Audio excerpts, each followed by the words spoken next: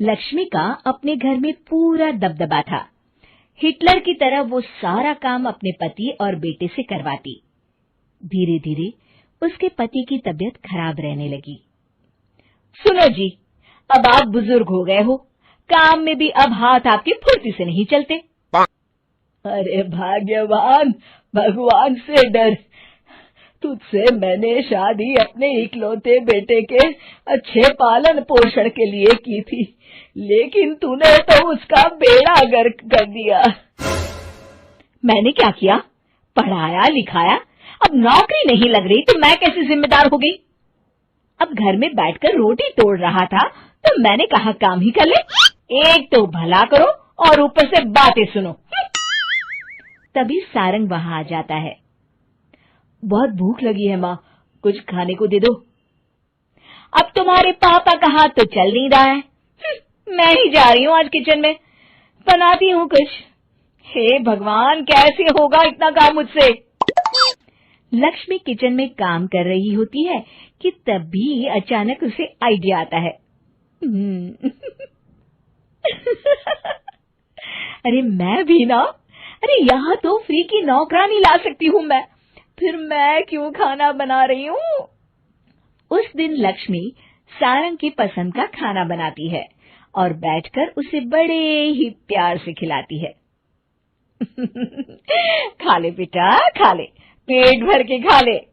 अरे रुक, मैं तेरे लिए ना गर्मा गर्म रोटियां लाती हूँ। सारंग और उसके पिता एक दूसरे की ओर बड़े ही हैरानी से देखते हैं।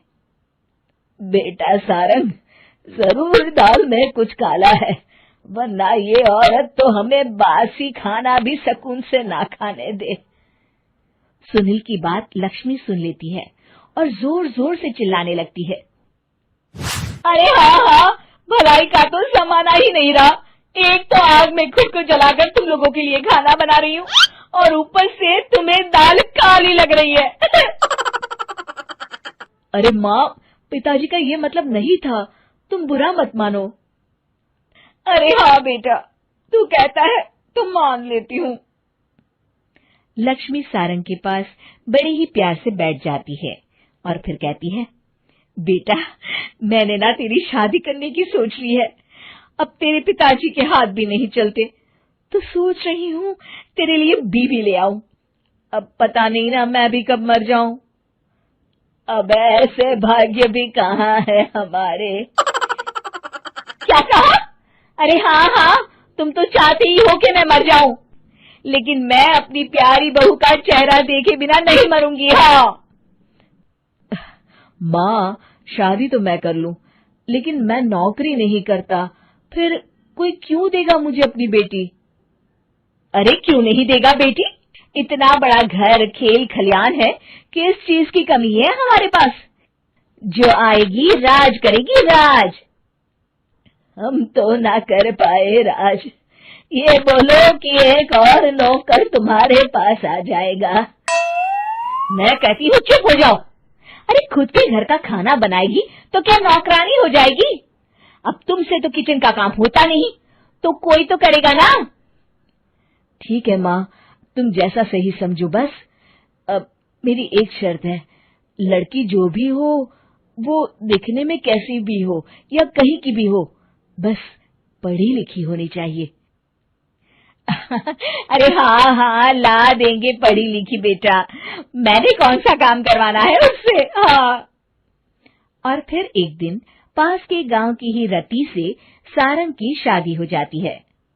रति दिखने में बहुत ही सुंदर थी, साथ ही साथ काफी पढ़ी लिखी थी। रति को लक्ष्मी के सौतेले होने की बात पता नहीं थी। शुरू में जब रति ने सारंग को घर का काम करते देखा तो हैरान रह गई। अरे ये तो अच्छी बात है कि आप घर का काम करते हैं, लेकिन मैं तो घर में ही हूं ना, आप क्यों कर रहे हैं जी?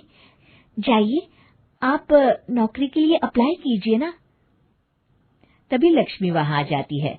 अरे रति बहू, करने दे उसे काम। और हाँ, मेरे घर के कुछ नियम है, कायदे हैं, यहाँ बीच में ना ही बोलो तो तुम्हारे लिए अच्छा होगा। रति को लक्ष्मी की बात कुछ अजीब सी लगती है। वो समझ नहीं पाती है कि वो ऐसा व्यवहार क्यों कर रही है, लेकिन उसे लक्ष्मी के सौतेले होने के बारे में कुछ पता नहीं चलता है। फिर एक दिन तो हद ही हो जाती है।